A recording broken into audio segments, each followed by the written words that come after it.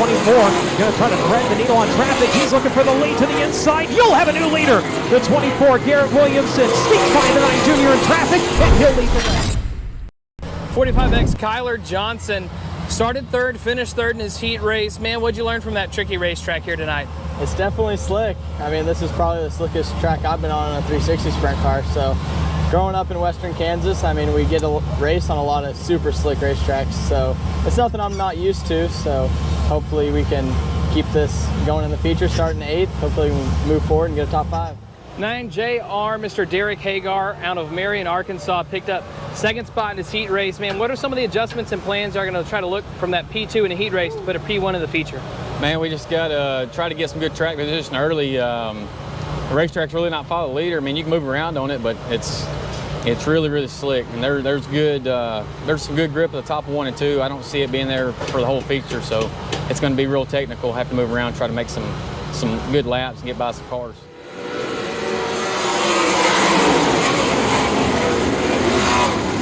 Williamson going to jump to the high side this time, leaves the bottom open, and the guy's going to take advantage. Derek Hagar is going to snooker him here. It'll be the 9 junior up into the race lead. The 24 back to second. Chasing behind him is the 1 next to Tim Crawley on the inside. Outside the 95 of Matt Covington. Covington beats the 1 next to the punch. Dives to the inside of turns 1 and 2. 24 outside. They will go wheel to wheel to the backstretch. Williamson with the advantage right now. He'll hold on to the runner-up spot here. Field racing to turns 3 and 4. It's Hagar out front of this one. Williamson in second. Matt Covington running in third. Crawley running in fourth. Brandon Anderson right now your top 5. Problems for 2 drivers. Ondal and Richardson down into the infield. Their race will come to a close. 2 laps in here right now, working lap number 3. Covington looking to the outside of Williamson, number 24. Williamson better on the exit as they worked around to the front straightaway. Covington once again diving inside of 1 and 2. Has a good run to the back straightaway, but that launch off the exit of turn number 2 just jettisons the 24 right back by him as he'll peek down to the bottom of the speedway. Now blocks the charge of the 95, breaks his momentum a little bit as they're battling though. Derek Hagar 24, going to try to thread the needle on traffic. He's looking for the lead to the inside. You'll have a new leader. The 24, Garrett Williamson, sneaks by the 9 junior in traffic, and he'll lead the way. Garrett Williamson comes around to lead on lap number 11. Hagar coming back to his inside through turns 1 and 2, and he'll retake it. Derek Hagar back to the top spot. During all this, Tim Crawley sneaking his way up into the 3rd spot.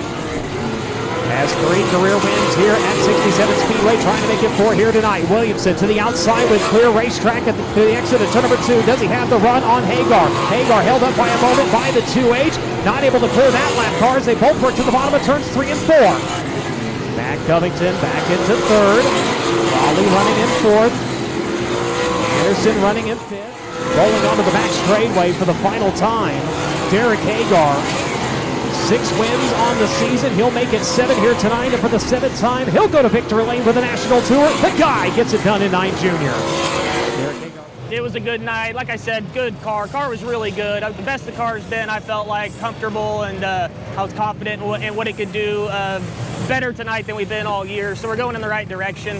I think I just need to drive smarter, and and then maybe the luck will turn around, and we ought to be getting in victory lane before too long, I hope. Well, I guess pretty much seeing it developing. He opened up the exit of 2, and it was able to open up for Crawley to get underneath him, and he kind of got stuck on the outside on getting into 3, and I knew, man, you really have to be on the bottom getting in. So I knew with him kind of getting stuck out a little bit, if I could just get my nose in there, I could have a little bit of run off of him, and I'd have the preferred line. But obviously I was good racing. You can't race that hard with everyone, but to be able to do that with these guys and not touch anybody's really fun to do, and to be able to have the car in one piece and have a good crowd like tonight, it's definitely awesome. So looking forward to tomorrow night. We really didn't know my car. We didn't change a whole lot. Really neither car all night. We didn't do a whole lot to them.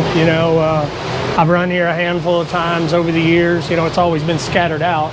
We'd run once or twice here every year there for a few years, but it's pretty much always the same. I mean, honestly, they've done a lot of work here. The lights are better. They put a new wall down the front straightaway and fence, but overall the racetrack's still kind of paper clip-ish and still kind of around the bottom. But it ain't raining. We got enough tires to race on, so we're not complaining. All the behind-the-scenes coverage that you're looking for is right here on Race on Texas.